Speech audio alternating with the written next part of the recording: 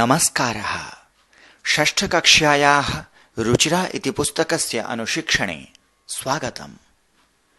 अधुना वयं दशमं पाठं पठामः। पाठस्य नाम अस्ति कृषिकाः कर्मवीराः। लोके विविधाः जनाः सन्ति। ते जनाः विविधानि कार्याणि कुर्वन्ति। भवन्तः वदन्तु, अस्माकं समाजे के सन्ति? वैद्याः सन्ति, अधिकारिणः सन्ति, अभियन्तारः सन्ति, शिक्षकाः सन्ति, आपणिकाः सन्ति, वाहनचालकाः सन्ति, कर्मकराः सन्ति। वयं कुतः आहारवस्तूनि प्राप्नुमः? आपणतः। वयं कुतः शाकानि क्रीणीमः? आपणतः। शाकानि धान्यानि च कुतः आगच्छन्ति? शाकानि धान्यानि च कृषिक्षेत्रतः आगच्छन्ति। ये कृषिकार्यं कुर्वन्ति ते कृषिकाः। छात्राः न विस्मरन्तु यत् अस्माकं समाजे कृषिकाः अपि सन्ति। कृषिकार्यम् अपि एकः उद्योगः। कृषिकाः किं कुर्वन्ति? ते कृषिकार्यं कुर्वन्ति। ते बहुपरिश्रमं कुर्वन्ति। कृषिकाः अस्माकं पोषकाः सन्ति। किन्तु तेषां जीवनं कथं भवति इति भवन्तः जानन्ति वा? आगच्छन्तु, वयम् अधुना कृषिकाणां जीवनम् अवगच्छामः। अस्मिन् पाठे कृषिकाणां जीवनस्य वर्णनम् अस्ति। अधुना पाठस्य वाचनं कुर्मः। कृषिकाः कर्मवीराः। सूर्यस्तपतु मेघाः वा वर्षन्तु विपुलं जलम्। कृषिका कृषको नित्यं शीतकालेऽपि कर्मठौ। ग्रीष्मे शरीरं सस्वेदं शीते कम्पमयं सदा। हलेन च कुदालेन तौ तु क्षेत्राणि कर्षतः। उपानहौ न पादयोः शरीरे वसनानि नो। निर्धनं जीवनं कष्टं सुखं दूरे हि तिष्ठति। गृहं जीर्णं न वर्षासु वृष्टिं वारयितुं क्षमम्। तथापि कर्मवीरत्वं कृषिकाणां न नश्यति। तयोः श्रमेण क्षेत्राणि सस्यपूर्णानि सर्वदा। धरित्री सरसा जाता या शुष्का कण्टकावृता। शाकमन्नं फलं दुग्धं दत्त्वा सर्वेभ्य एव तौ। क्षुधा त्रिशाकुलौ नित्यं विचित्रौ जनपालकौ। अधुना पाठस्य विवरणम्। पाठस्य शीर्षकम् अस्ति कृषिकाः कर्मवीराः इति। कर्मवीराः इत्युक्ते किम्?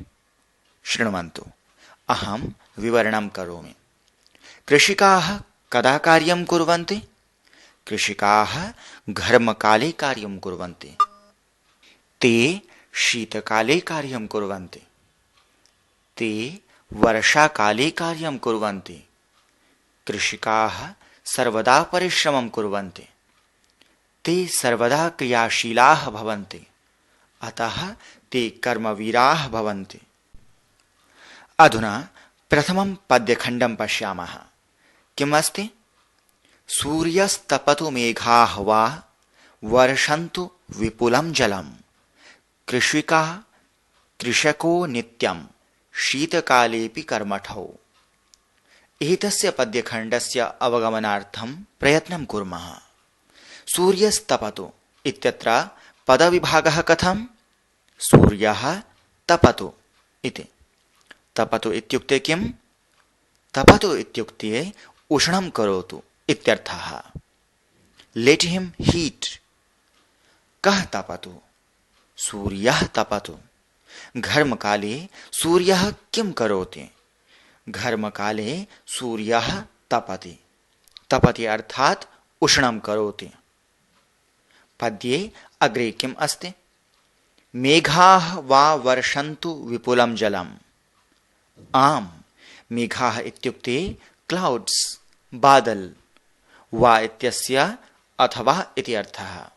वर्षन्तु अर्थात लेट हिम रेन, बरसें। के वर्षन्तु? मेघाः वर्षन्तु। मेघाः किं वर्षन्तु?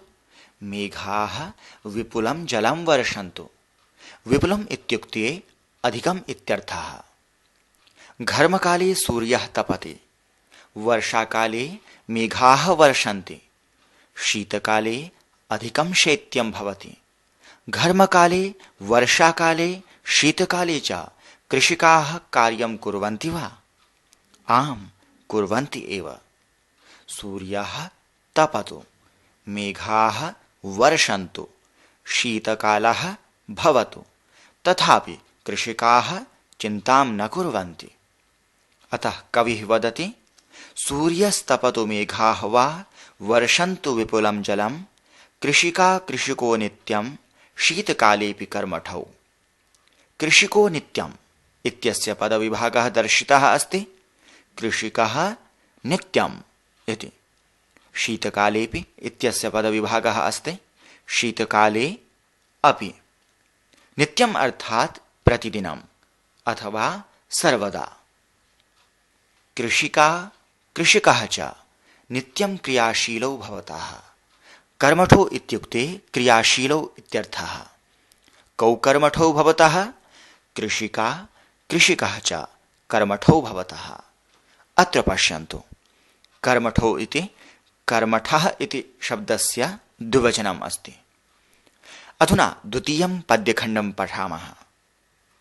ग्रीष्मे शरीरं सस्वेदं, शीते कम्पमयं सदा, हलेन च कुदालेन तौ तु क्षेत्राणि कर्षतः। आदौ शब्दार्थं पश्यामः। ग्रीष्मे इत्युक्ते घर्मकाले, सस्वेदम् इत्युक्ते स्वेदसहितम् इत्यर्थः। ग्रीष्मकाले किं भवति? ग्रीष्मकाले शरीरे स्वेदः भवति, शरीरं सस्वेदं भवति। शीतकाले किं भवति? पश्यन्तु, कविः वदति, शीते कम्पमयं सदा। शीते इत्युक्ते शीतकाले, कम्पमयम् इत्युक्ते शिवरिंग इत्यर्थः। सदा इत्युक्ते ऑलवेज इति अर्थः। शीतकाले शरीरे कम्पः भवति। किं कम्पमयं भवति? शरीरं कम्पमयं भवति। तथापि कृषिकौ कृषिकार्यं कुरुतः। कृषिकौ किं कुरुतः? कृषिकौ क्षेत्रं कर्षतः। कर्षतः अर्थात् प्लग। कृषिकौ इति द्विवचनम् अस्ति, कर्षतः इति द्विवचनम् अस्ति। कर्षति, कर्षतः, कर्षन्ति इति सर्वाणि रूपाणि भवन्ति। क्षेत्रम् इत्युक्ते कृषिभूमिः इति अर्थः। क्षेत्रम् इति पदस्य बहुवचनम् अस्ति क्षेत्राणि इति। कृषिको कानि कर्षतः? कृषिकौ क्षेत्राणि कर्षतः। हलेन च कुदालेन तौ तु क्षेत्राणि कर्षतः। हलः कुदालः इति एतद्द्वयं कर्षणोपयोगी वस्तु भवति। हलः प्लू, कुदालः होय। कृषिकौ कथं कर्षतः? हलेन कर्षतः, कुदालेन कर्षतः।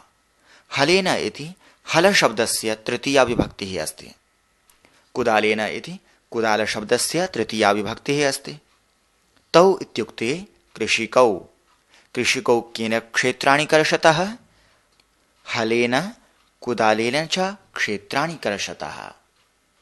ग्रीष्मकाले शरीरे स्वेदः भवति, शीतकाले शरीरे कम्पनं भवति। तथापि कृषिकौ हलेन कुदालेन च कृषिकार्यं कुरुतः इत्यर्थः। अग्रे पठामः। उपानहौ न पादयोः, शरीरे वसनानि नो, निर्धनं जीवनं कष्टं, सुखं दूरे हि तिष्ठति। उपानहौ न पादयोः। उपानः इत्युक्ते पादरक्षा। उपानहः इति एकवचनम्, उपानहौ इति द्विवचनम्, पादयोः इति पादशब्दस्य सप्तमी विभक्तो द्विवचनरूपम्। वयं पादरक्षार्थं किं कुर्मः? वयं पादरक्षणार्थम् उपानहौ धरामः। कृषिकस्य पादयोः उपानहौ न स्तः। कृषिकाः उपानहौ विना कार्यं कुर्वन्ति। बहु कष्टं किल? शरीरे वसनानि नो। पश्यन्तु, तेषां शरीरे उत्तमवस्त्राणि न सन्ति। वसनानि इत्युक्ते वस्त्राणि। वसनम् इति एकवचनं, वसनानि इति बहुवचनं। नो इति न इत्यस्य पर्यायपदम्। तदेव अत्र उक्तम् अस्ति यत् शरीरे वसनानि नो इति। शरीरे वस्त्राणि न सन्ति इत्यर्थः। निर्धनं जीवनं कष्टं सुखं दूरे हि तिष्ठति। कृषकाणां समीपे धनं नास्ति, ते निर्धनाः सन्ति। तेषां जीवनं कथम् अस्ति? तेषां जीवनं निर्धनम् अस्ति। अतः महत् कष्टम् अस्ति। सुखं दूरे अस्ति, समीपे नास्ति। अधुना वदन्तु, कृषकात् दूरे किं तिष्ठति? कृषकात् दूरे सुखं तिष्ठति। अधुना चतुर्थं पद्यखण्डं पश्यन्तु। गृहं जीर्णं न वर्षासु वृष्टिं वारयितुं क्षमम्, तथापि कर्मवीरत्वं कृषिकाणां न नश्यति। गृहं जीर्णम् अर्थः ज्ञातः वा? अहं वदामि, शृण्वन्तु। कृषिकाणां गृहं सुदृढं नास्ति, तत् प्राचीनम् अस्ति। तेषां गृहं जीर्णं भवति। जीर्णम् इत्युक्ते शिथिलम् इत्यर्थः। तर्हि वर्षाकाले किं भवति? वर्षाकाले जलम् अन्तः प्रविशति। अत्र उक्तमस्ति न वर्षासु वृष्टिं वारयितुं क्षमम्। वर्षासु इत्युक्ते वर्षाकालेषु इति अर्थः। वृष्टिः अर्थात् वर्षा, वारयितुम् इत्युक्ते निवारयितुम् इति अर्थः। क्षमम् अर्थात् समर्थम्। तत् गृहं वृष्टिं वारयितुं क्षमम् अस्ति वा? न, तत् गृहं वृष्टिं वारयितुं क्षमं नास्ति।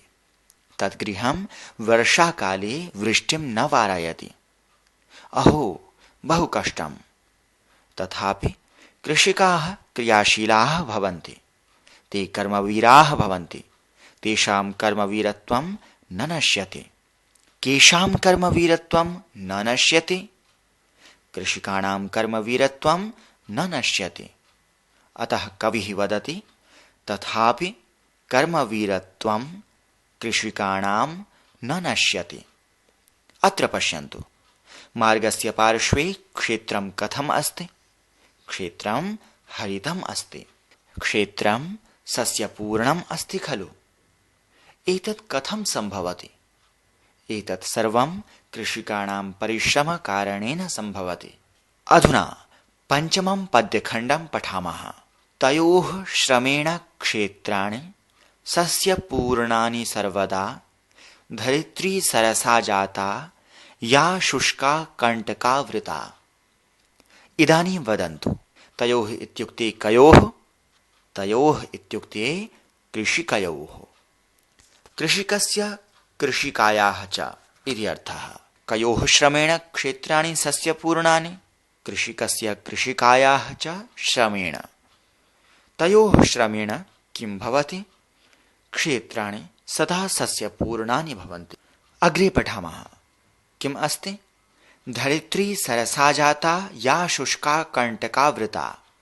शब्दार्थः: धरित्री पृथ्वी, शुष्का जलरहिता, कण्टकं थॉर्न इति आङ्ग्लभाषायां, कण्टकावृता कण्टकपूर्णा।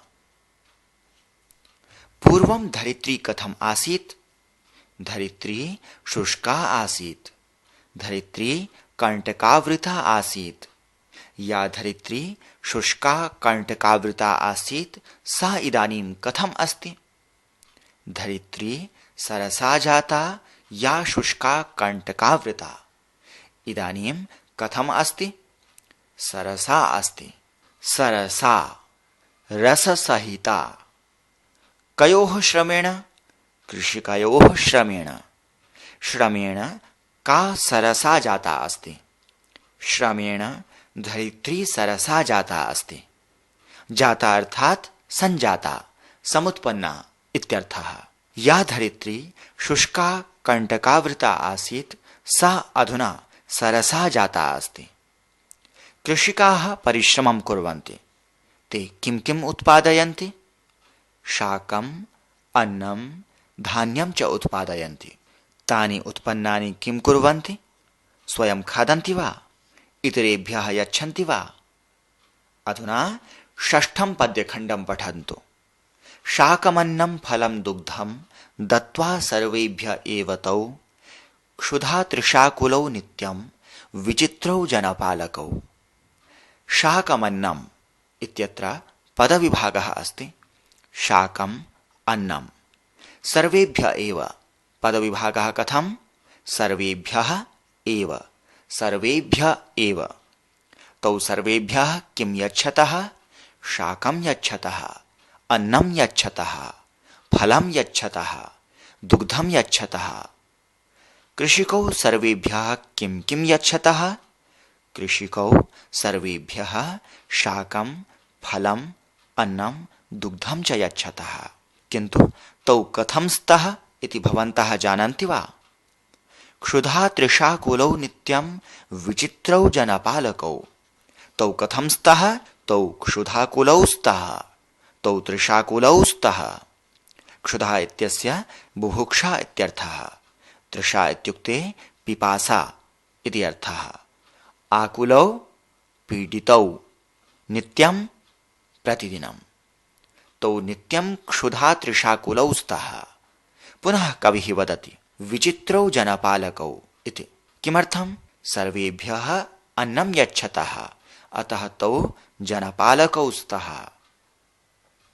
किन्तु स्वयं न खादतः एतत् विचित्रम् अस्ति अतः कविः वदति विचित्रौ जनपालकौ इति तौ सर्वेभ्यः शाकं फलं अन्नं दुग्धं दत्त्वा क्षुधा तृषाकुलौ एव भवतः अतः तौ विचित्रौ जनपालकौ स्तः अहो कृषिकाः श्रेष्ठाः जनाः सन्ति तेभ्यः कृषिकेभ्यः अस्माकं नमस्कारः वयं तेषाम् आदरं कुर्मः अधुना किं किं ज्ञातं कृषिकाणां कार्यं तेषां जीवनशैली तेषां दुःस्थितिः तेषां परिश्रमस्य फलं तेषाम् उदारता इति विषयाः ज्ञाताः अस्मिन् पाठे द्विवचनस्य प्रयोगः अस्ति यथा कर्मठौ एतत् पदं कर्मठः इति पदस्य प्रथमा विभक्ति द्विवचनं तौ क्षेत्राणि कर्षतः तौ एतत् तत् इति सर्वनामशब्दस्य